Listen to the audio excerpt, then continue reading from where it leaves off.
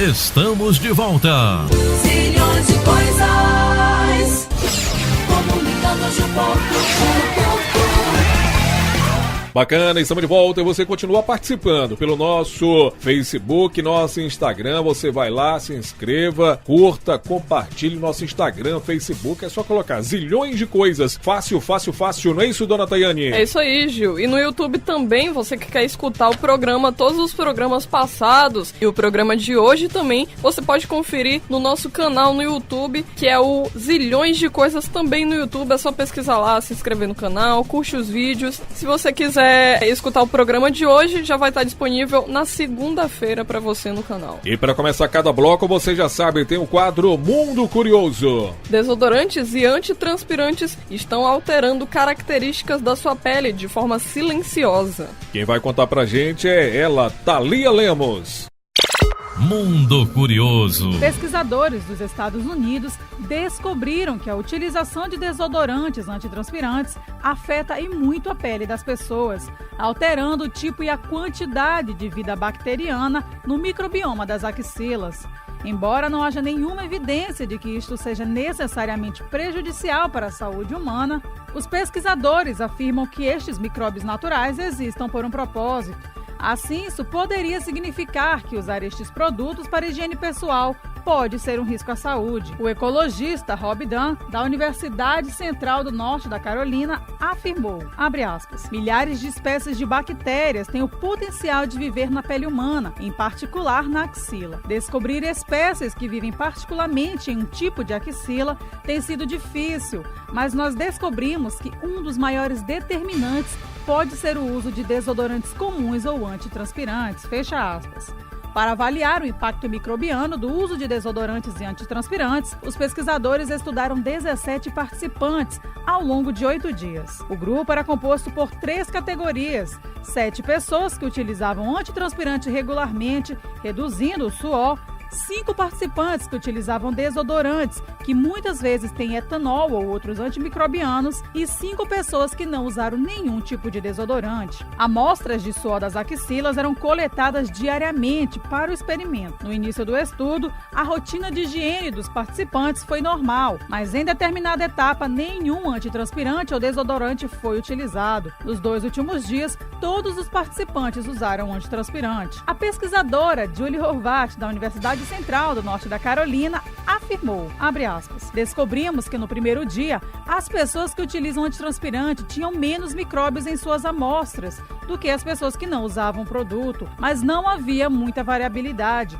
Isso dificulta conclusões definitivas. Além disso, as pessoas que usaram desodorante comum tinham mais micróbios, em média, do que aqueles que não utilizavam o produto. Fecha aspas. Por 6 dias, quando todos os participantes não usaram os produtos, a quantidade de bactérias em suas axilas ficou bastante próxima. Mas quando todo o grupo começou a usar o antitranspirante nos últimos 2 dias, pesquisadores descobriram uma redução drástica do crescimento microbiano.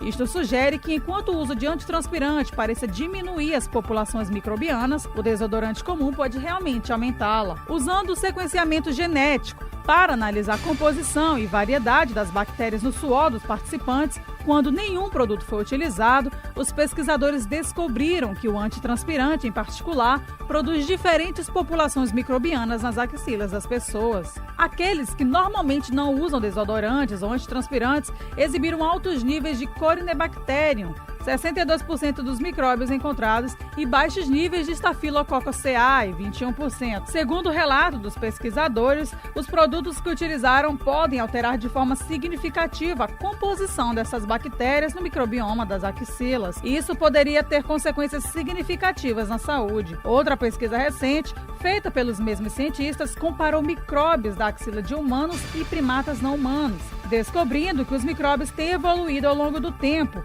em conjunto com as espécies em que vivem, tendo maiores resquícios de micróbios fecais e de solo nos primatas não humanos.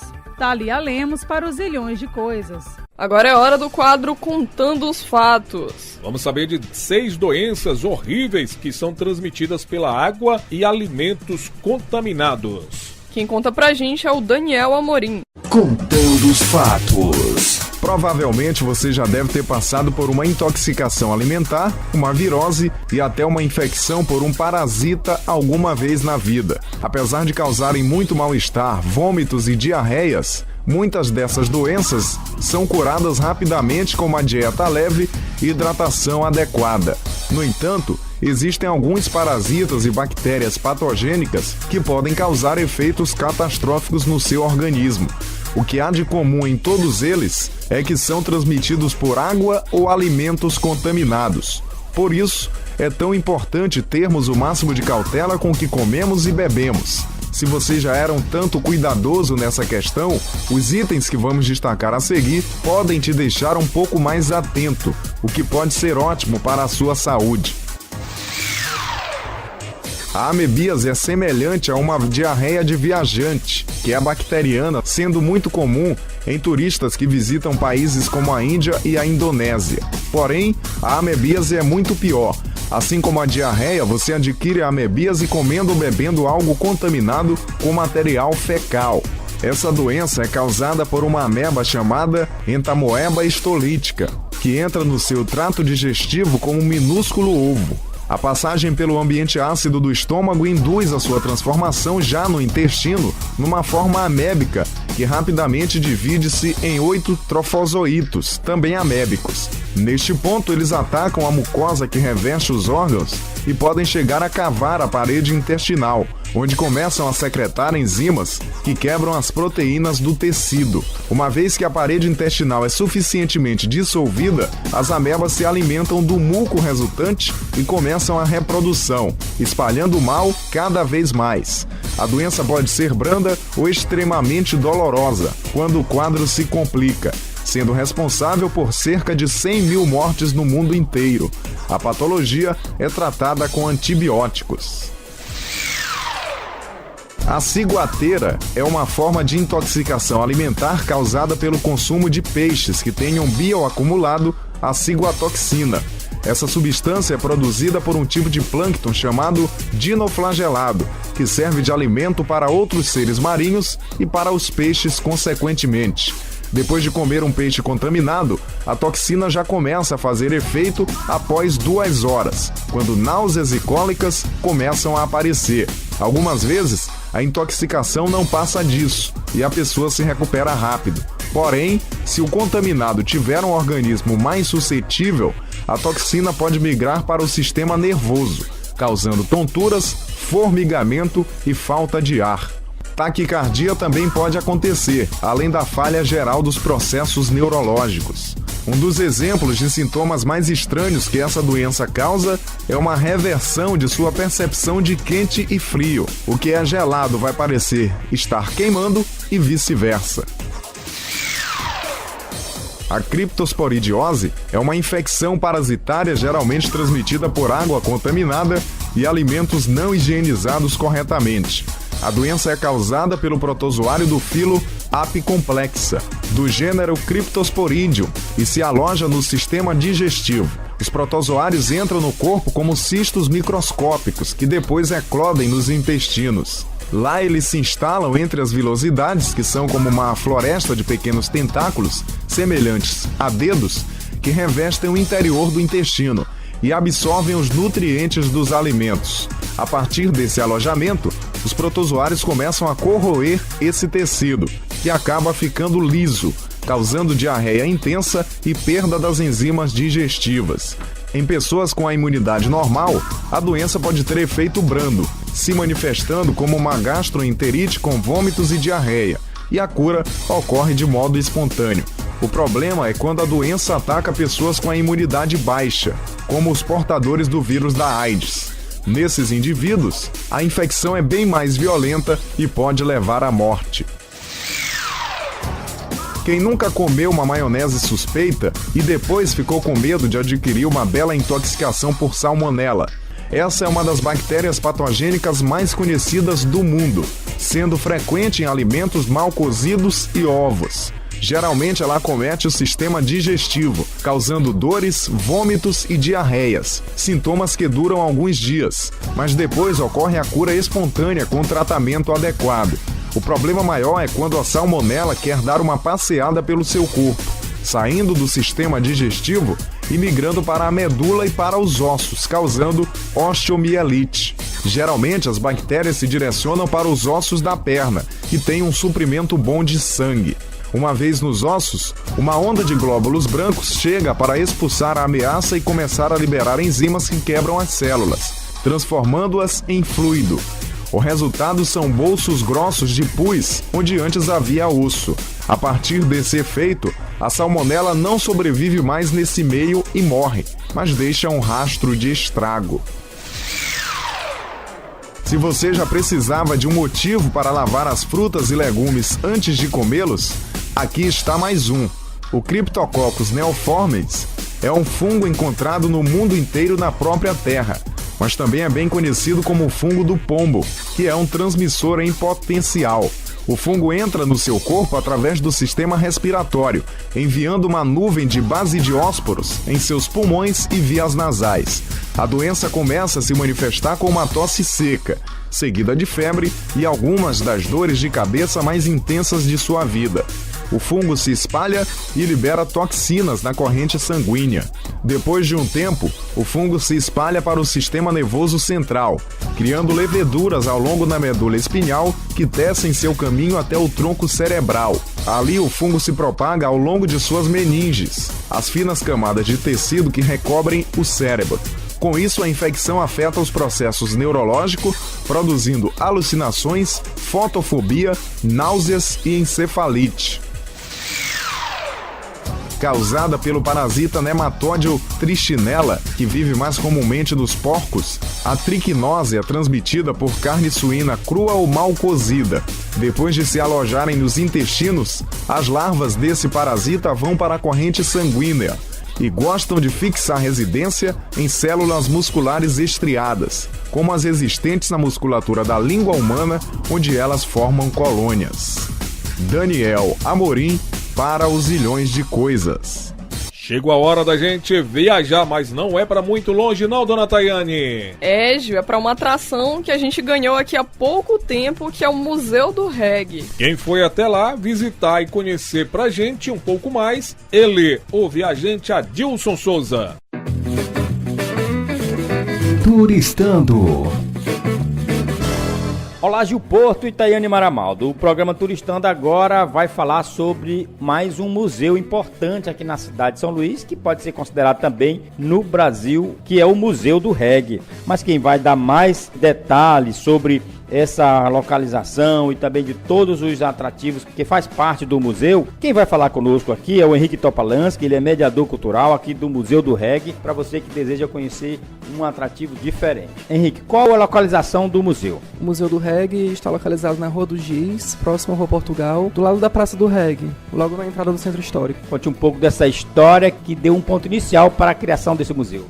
O museu surgiu em função de São Luís levar esse título, de ser a Jamaica brasileira, e de ter o ritmo do reggae como a música, né, o gênero mais tocado aqui no estado, onde a gente faz uma forte fusão cultural aqui dentro do espaço do museu. Quando o turista chegar aqui, como que funciona? O que ele vai encontrar? Primeiramente, ele vai encontrar uma trajetória do reggae aqui no estado do Maranhão, da década de 70 até os anos 90, 2000, onde nós fazemos 4 homenagens a 4 clubes de reggae daqui da capital que foram icônicos nessa trajetória do reggae, do seu surgimento aqui no estado, da década de 70, até a sua popularização de fato nos anos 90 e 2000. Então vamos fazer um passeio por esses ambientes que está disponibilizado para o turista. Aqui no Museu do Reggae nós temos 6 espaços, né? 4 deles prestam homenagens a esses clubes que foram icônicos nessa trajetória da década de 70, anos 90 e 2000. E o primeiro espaço vai prestar homenagem ao Clube Pop Som, que foram os primeiros clubes de reggae daqui da capital, fundado há 40 anos atrás no bairro da Jordoa, que foi conhecido como Universidade do Reggae, porque lá que passaram DJs, né,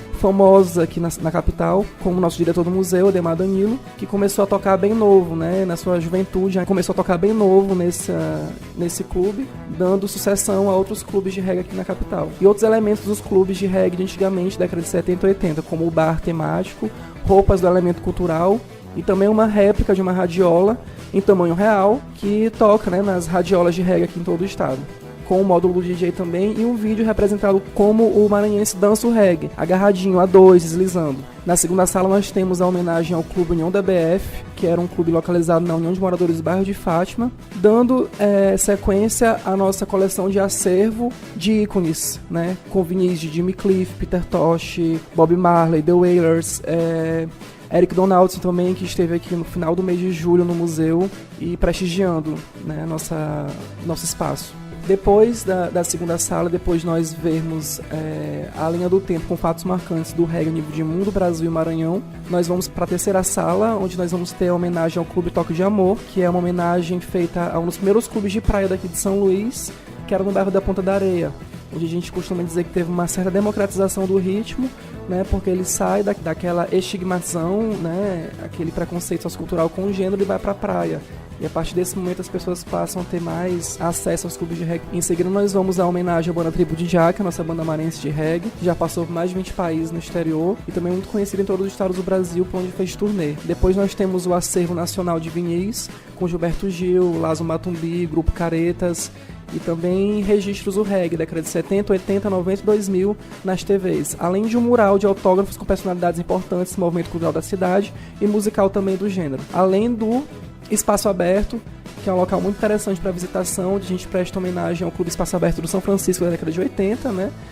E com vários pôsteres de vários cantores, além da biblioteca do reggae que nós estamos montando com acervo, né, do patrimônio cultural da cidade de São Luís. O turista que deseja conhecer o Museu do Reggae paga para entrar? É gratuito, totalmente gratuito, tem só que registrar algumas informações na recepção, né? E não paga nada. Então faça o convite para quem deseja conhecer um pouco diferente de São Luís com relação ao reggae. Quem quiser conhecer o reggae através de uma ótica museológica, né, científica também, mas com uma forte participação popular da cultura do estado, venha conhecer o Museu do Reggae. E aqui a gente faz uma difusão cultural muito interessante sobre o ritmo mais tocado no estado, fazendo essa homenagem da década de 70, do seu surgimento até a atualidade, com acervo internacional, com a coleção Reggae Roots Volume 31, com a radiola original de Serralheiro, que foi um magnata do reggae aqui no estado, foi o DJ que foi 17 vezes para Jamaica e 28 vezes a Londres, e também com outras homenagens na Sala dos Imortais. Ok, obrigado Henrique, que é o mediador cultural aqui do Museu do Reggae, no Centro Histórico Gil Porto e Tayane. Se vocês dois ainda não conhecem, está aberto também um convite para todos os ouvintes da Rádio Timbira, do programa Zilhões de Coisas. Aqui é fantástico, tem peças, tem relíquias que você pode reviver esse momento importante na história do reggae em São Luís do Maranhão, que é considerada a Jamaica brasileira. Tá aí a nossa dica de turistando, conhecendo mais os museus da capital. Adilson Souza para os Zilhões de Coisas. É com você, Tayane e Gil Porto. E chegou a hora do quadro Nós Não Esquecemos. Mais de 4 anos após o crime, acusado de matar o menino Bernardo ainda não foram julgados. E quem vai relembrar com a gente os fatos sobre esse crime é o Daniel Amorim. Nós não esquecemos. Há exatos 4 anos, 4 meses e 7 dias, o menino Bernardo Boldrini, à época com 11 anos, foi morto na cidade de Três Passos, na região noroeste do Rio Grande do Sul. O corpo da criança foi encontrado no município de Frederico Westphalen, no norte gaúcho. Segundo as investigações, o garoto foi morto pela madrasta, a ex-enfermeira Graciele Ugolini, com a participação do pai da criança, o médico Leandro Boldrini, e dos irmãos Edelvânia e Evandro Virganovich, em 4 de abril de 2014. Graciele obrigou a criança a ingerir alta dose de medicamentos, o que teria provocado sua morte. Depois de todo esse tempo, os 4 seguem aguardando o julgamento, que ainda não teve a data definida. Leandro Boldrini está na penitenciária de alta segurança do município de Charqueadas. O médico exerce atividades laborais, como limpeza e ajuda na cozinha. Graciele e Edelvânia estão no presídio estadual feminino Madre Pelletier, em Porto Alegre, em celas com outras pessoas que cometeram crimes semelhantes. Graciele ajuda a recolher o lixo de toda a casa prisional. Já Edelvânia é responsável pela limpeza de um dos pátios. Evandro, que está preso no presídio estadual de Três Passos, ajuda na limpeza e a fazer a comida dos presos. A juíza responsável pelo julgamento dos 4 réus solicitou para que o local do júri seja alterado de 3 Passos para Porto Alegre. O pedido foi encaminhado à presidência do Tribunal de Justiça. A magistrada Sucilene Engler Werle entende que a transferência do local do júri é necessária para garantir a ordem pública, a imparcialidade do julgamento e a segurança dos acusados. Entre os motivos, cita um carro de som que circula pela cidade, reproduzindo a voz do menino pedindo por socorro, sempre que um ato processual é realizado no município que tem cerca de 24 mil habitantes. A magistrada ainda citou que o Fórum de 3 Passos não tem capacidade para comportar um júri de grandes proporções. Sucilene Engler é a 4ª magistrada a conduzir o processo. Os 3 juízes anteriores pediram transferência da comarca da cidade. O Ministério Público e os advogados dos réus já apresentaram as listas de testemunhas e as provas que pretendem produzir em plenário. 29 testemunhas foram arroladas. O Ministério Público indicou 5, a defesa de Boldrini 12 nomes, a de Graciele 4, a de Edelvânia concordou com o rol do Ministério Público e não indicou nomes, e a de Evandro 8 testemunhas. Em abril, a juíza Sucilene apreciou os últimos pedidos das partes antes de marcar o julgamento. Foi negado o pedido da defesa do médico Leandro Boldrini para fazer a cisão do processo. Já o pedido dos advogados do médico para que as testemunhas não tenham qualquer comunicação externa, não tendo acesso a aparelhos com sinal de internet, rádio e televisão no dia do julgamento, foi aceito. A juíza acatou ainda pedido dos advogados de Boldrini para juntar ao processo o inquérito policial que investigou a morte da mãe do menino Bernardo, Odilane Uglione, que foi encontrada sem vida no consultório do médico em 2010. Na época, a polícia concluiu o caso como suicídio, o que foi confirmado em março de 2016, após a reabertura do inquérito. Resumindo, após mais de 4 anos do crime, os responsáveis pela morte do menino Bernardo Boldrini, na cidade de 3 Passos, na região noroeste do Rio Grande do Sul, ainda não foram julgados pela Justiça. Daniel Amorim para os Zilhões de Coisas.